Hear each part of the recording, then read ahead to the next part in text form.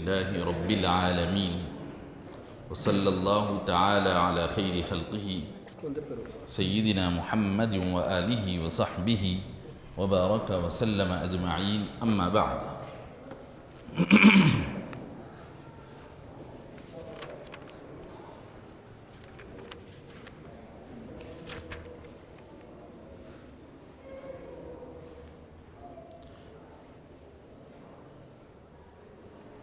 وعن ابن عمر رضي الله عنهما عن النبي صلى الله عليه وسلم قال: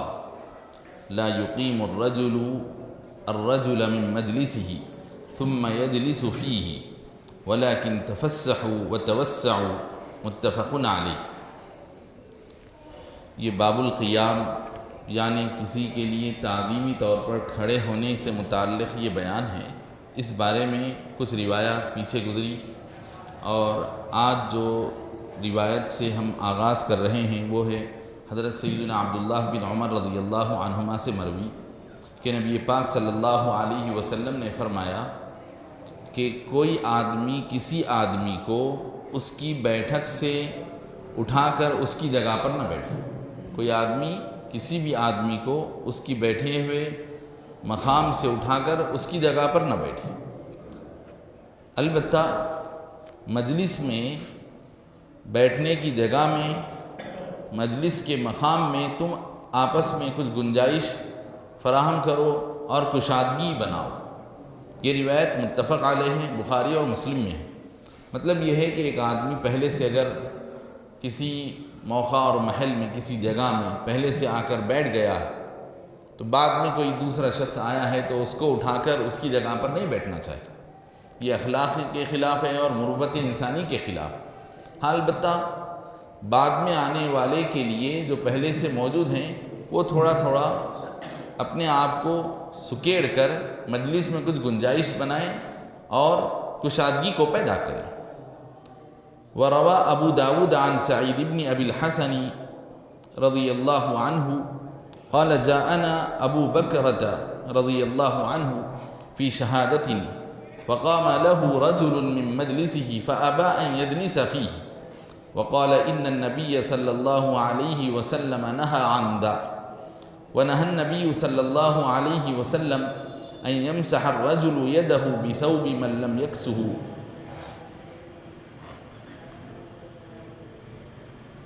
امام ابو داود نے سعید بن ابو الحسن رحمۃ اللہ علیہ سے جو ایک تابعی ہیں یہ روایت کی ہے کہ کہتے ہیں کہ ہمارے پاس یعنی سعید بن ابو الحسن جو ہیں یہ تابعی بتا رہے ہیں کہ ہمارے پاس یعنی ہمارے قبیلے میں یا ہمارے اپنے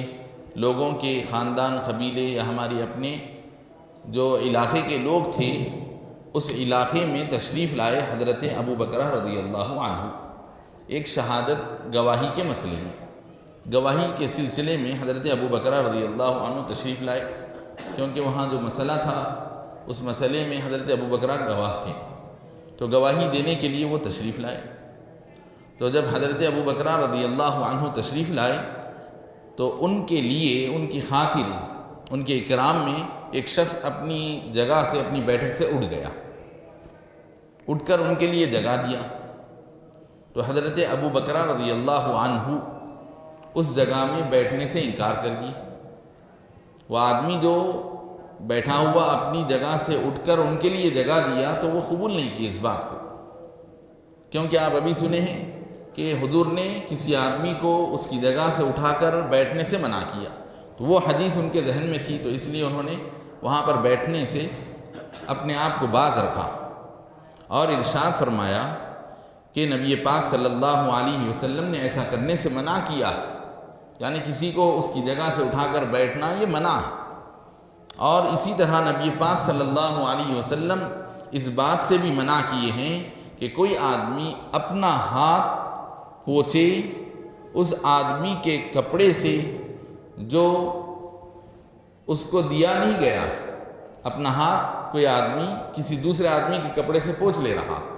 تو ایسا کرنے سے حضور نے منع کیا. مطلب یہ کہ دوسرے آدمی کے کپڑے اس کے رومال اس کے توال سے ہم اپنا ہاتھ پوچھنا یہ جائز نہیں ہے. یہ درست نہیں ہے، الا یہ کہ یا تو وہ جس کا کپڑا ہے، جس کی توال ہے، جس کی دستی ہے، رومال ہے، وہ شخص وہ کپڑا ہم کو دے دے، وہ اپنی طرف سے ہم کو دے دیا ہے تو پھر ہم اس کپڑے سے ہاتھ پوچھ سکتے ہیں، یا نہیں تو کم سے کم اس نے اجازت دی ہو،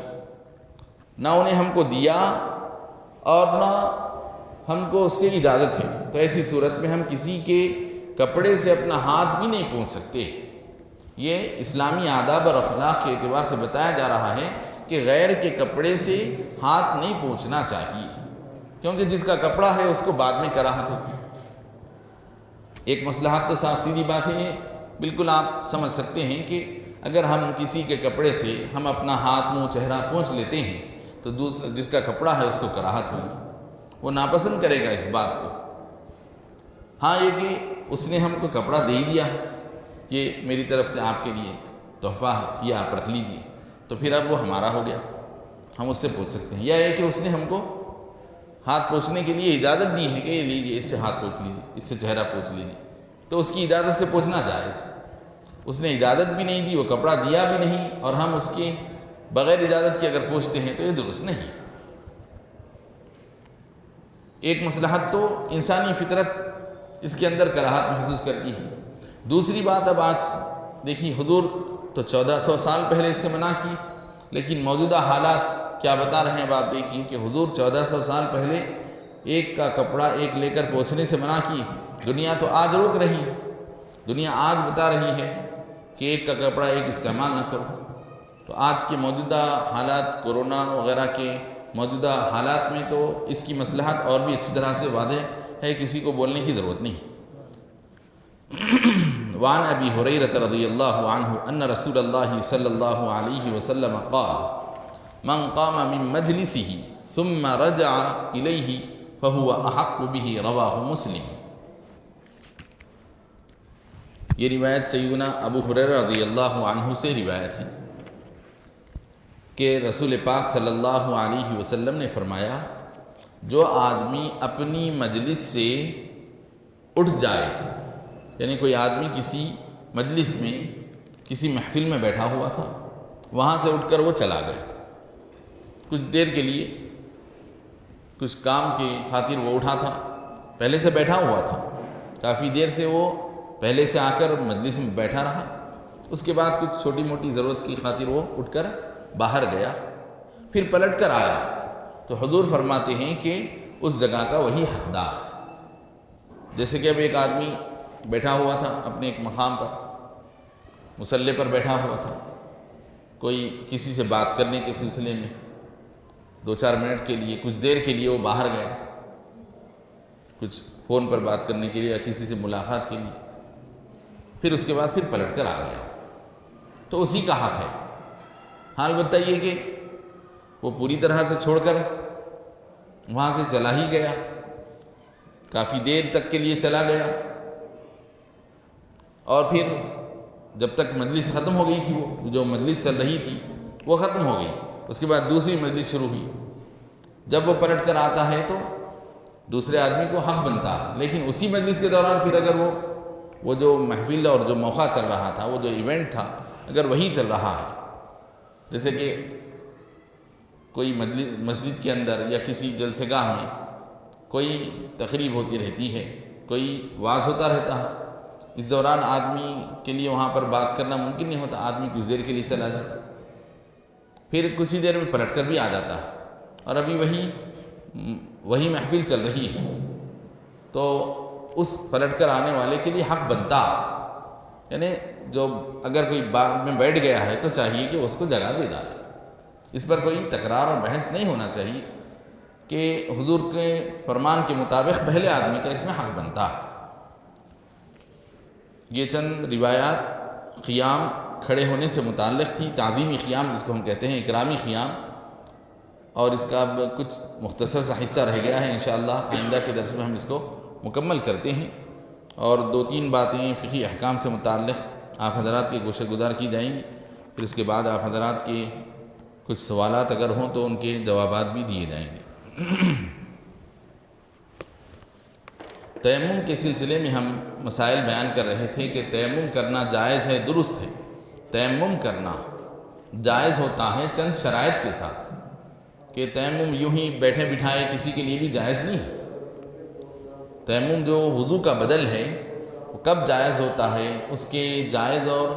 درست ہونے کے لیے کیا صورتیں ہیں؟ تو بتا رہے ہیں کہ تیمم کے جواز کے لیے چند شرطیں ہیں۔ ان میں کی پہلی شرط بتائی گئی تھی کہ نیت کرنا، دوسری شرط یہ بتائی گئی تھی کہ نیت بھی کسی عبادت مقصودہ کی نیت ہونا چاہیے۔ ایک تو تیمم کی نیت کرنا، پھر ساتھ ساتھ تیمم بھی کسی عبادت مقصودہ کے لیے کیا گیا۔ پھر شرط بتائی گئی تھی کہ تیمم کو جائز بنانے والی کوئی مجبوری اور عذر پائی جائے، یعنی کوئی عذر شرعی ہو تو تیمم کرنا جائز ہے۔ بیٹھے بٹھائے آدمی تھوڑی بہت سردی کو محسوس کر کے وضو نہیں کروں گا میں تیمم کروں گا، تو یہ درست نہیں ہے۔ شرعی طور پر اس کے لیے تیمم کرنے کی صورت شرعاً درست ہوتی ہے۔ تیسری شرط یہ ہے کہ تیمم کسی پاک چیز پر کیا جائے، اور وہ بھی وہ مٹی کی جنس کی ہونا، جیسے کہ لوہا ہے، تانبا، پیتل، یہ دھاتیں نکلتی زمین اور مٹی کے اندر سے ہیں، لیکن مٹی کی جنس کی نہیں، مٹی کے قسم میں نہیں شمار ہوتی ہیں، دھات ہے۔ البتہ مٹی کی قسم کی جو چیزیں ہوں گی اس پر آپ تیمم کریں گے، جیسے کہ چونا ہے اور ریتی ہے، گار ہے اور پتھر کی چٹان وغیرہ ہے، یہ سب مٹی کی قسم ہے۔ تو تیمم جیسے مٹی پر کیا جا سکتا، پتھر کی چٹان پر بھی آپ تیمم کر سکتے ہیں، حالانکہ اس پر کوئی مٹی لگی ہوئی نہیں۔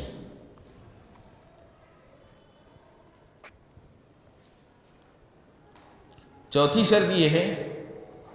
کہ جس مقام کا تیمم کرنے کا شریعت نے حکم دیا، یعنی چہرہ اور ہاتھ کوہنیوں سمیت، دونوں ہاتھ کوہنیوں سمیت، تو تیمم کرتے وقت اس بات کا خیال رکھنا کہ جیسے ہم پانی سے جسم کو دھوتے ہیں تو ایک بال برابر بھی جگہ سوکھی نہ رہے، اس کا خیال کر کے ہم پانی سے دھوتے ہیں۔ تو جب ہم تیمم کر رہے ہیں تو تیمم میں تو صرف دو ہی اعضاء پر ہاتھ پھیرا جاتا ہے، ایک چہرے پر، دوسرا دونوں ہاتھوں پر۔ تو جب ہم چہرے پر ہاتھ پھیریں گے تو اس طرح سے ہاتھ پھیرنا کہ چہرے کا کوئی حصہ بھی ہاتھ پھیرے جانے سے چھوٹ نہ جائے۔ اسی طرح ہاتھوں پر جب ہم ہاتھ پھیریں گے، جب ہم مٹی پر ہاتھ مارنے کے بعد جب ہاتھ پر ہاتھ پھیریں گے تو اس طرح ہاتھ پھیرنا چاہیے کہ اس عضو کا کوئی حصہ بھی ہاتھ کے چھوئے جانے سے چھوٹ نہ جائے، یعنی کوریج اچھی طرح سے ہونا چاہیے، تو تب کہیں تیمم پورا ہوگا۔ اگر کچھ حصے پر ہاتھ نہ لگا ہو، ہم ہاتھ تو پھیر دیے لیکن کچھ حصہ ایسا رہا کہ ہمارے یہ ہاتھ کی چمڑی یا ہاتھ کی چمڑی کو نہیں لگی، وہاں سے کچھ حصہ بغیر ٹچ ہوئے کے گزر گیا، تو پھر تیمم نہیں ہوگا۔ یہ ایسے ہی ہے جیسے کہ پانی تو ہاتھ پر سے انڈیلا گیا لیکن مگر ایک آدھ بال پر پانی نہیں پہنچ سکا، جیسے عام طور پہ سردی وغیرہ کے دنوں میں ہاتھ خشک ہو جانے کی وجہ سے، خشکی پیدا ہو جانے سے، جلد میں خشکی آ جانے سے بالوں کے درمیان تھوڑا سا ہوا آ جاتی ہے، ایئر آ جانے کی وجہ سے وہاں پر ایک پھگا بن جاتا ہے، ببل بن جانے کی وجہ سے پانی تیزی سے چلا جاتا اور اتنا حصہ بعد میں سوکھا نظر آتا ہے۔ تو اس طرح اگر ہم تیمم کرنے کے دوران اگر کچھ حصے پر ہمارا یہ جس حصے سے ہم پہنچ رہے ہیں، جس ہاتھ پر پہنچ رہے ہیں، وہ دونوں آپس میں اگر ٹچ نہیں ہوتے ہیں، مس نہیں ہوتے ہیں، تو پھر تیمم نہیں ہوگا۔ پانچویں شرط یہ ہے کہ ہاتھ کے مکمل حصے یا اکثر حصے سے تیمم کیا جائے۔ جس ہاتھ سے ہم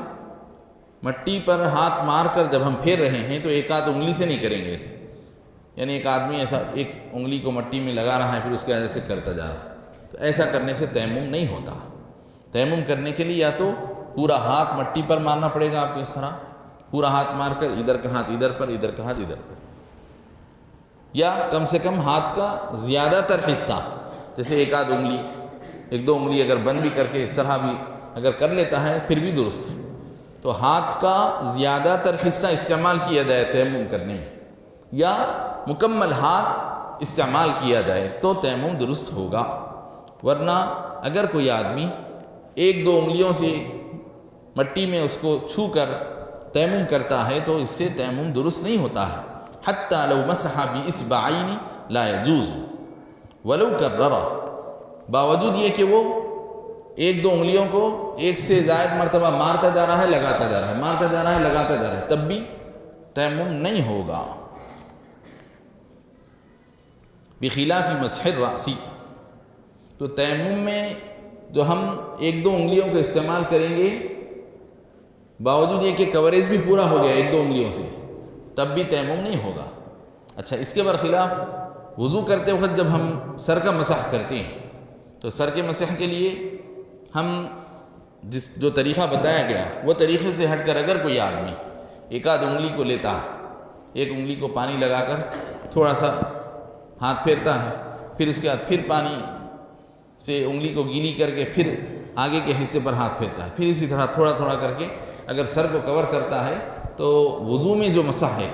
ایک انگلی سے بھی اگر کرتا ہے تو ہو جاتا ہے وضو کا مسح جو پانی سے کیا جاتا ہے۔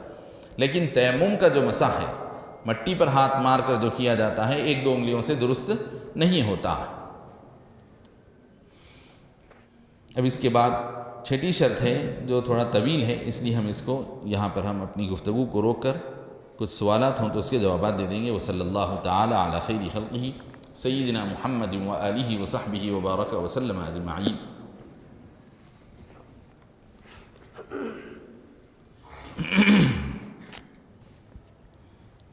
کسی مسلمان شخص سے شرکی عمل سرزد ہو گیا لیکن اس نے بعد میں مخفی توبہ اپنے طور پر کر لی، تو کیا یہ کافی ہوگا یا کسی شخص کے ہاتھ پر یا خاندان والوں کے سامنے توبہ کرنا ہوگا؟ اور اپنے طور پر کی ہوئی توبہ کے بعد کیا نکاح درست ہوگا؟ پہلا سوال تو یہ ہے کہ کسی مسلمان شخص نے شرکی عمل سرزد ہو گیا، تو اب اگر یہ شرکی عمل کچھ لوگوں کے سامنے اس نے کیا تھا، جو لوگ اس کو دیکھے تھے کہ اس نے یہ شرکی عمل کیا تھا، تو اگر لوگوں کے سامنے، لوگوں کے ہجوم میں یا لوگوں کی ایک جماعت کے سامنے اس نے یہ شرکی عمل کیا تھا کہ اس کے اس مشرکانہ عمل کے ایک سے چار لوگ گواہ بن گئے، تو پھر اب جب اس کو توبہ کر کے دوبارہ جب کلمہ پڑھنا ہے، تجدید ایمان جو کرنا ہے، وہ بھی مختلف لوگوں کے سامنے گواہ بنا کر کرنا پڑے گا، چاہے وہی لوگ ہوں یا کوئی دوسرے ہوں، کیونکہ اس کے مشرک ہو جانے کے تو لوگ گواہ ہو گئے۔ اب اگر وہ توبہ اگر اکیلے میں کرے گا تو کوئی بھی یہ بولے گا کہ جو ہے اس کو تو ہم شرک کرتے ہوئے تو دیکھیں، اب اس کے دوبارہ توبہ کر کے مسلمان بننے کے کوئی گواہی نہیں ہے، نہ وہ لوگ جو اس کو مشرکانہ عمل کرتے ہوئے دیکھیں نہ کوئی اور دوسرے، تو لہذا اس کے ایمان کی گواہی کون دے گا؟ تو اس لیے اگر اس نے یہ مشرکانہ عمل مختلف لوگوں کے سامنے کیا ہے تو لوگوں کے سامنے ہی توبہ کرنا پڑے گا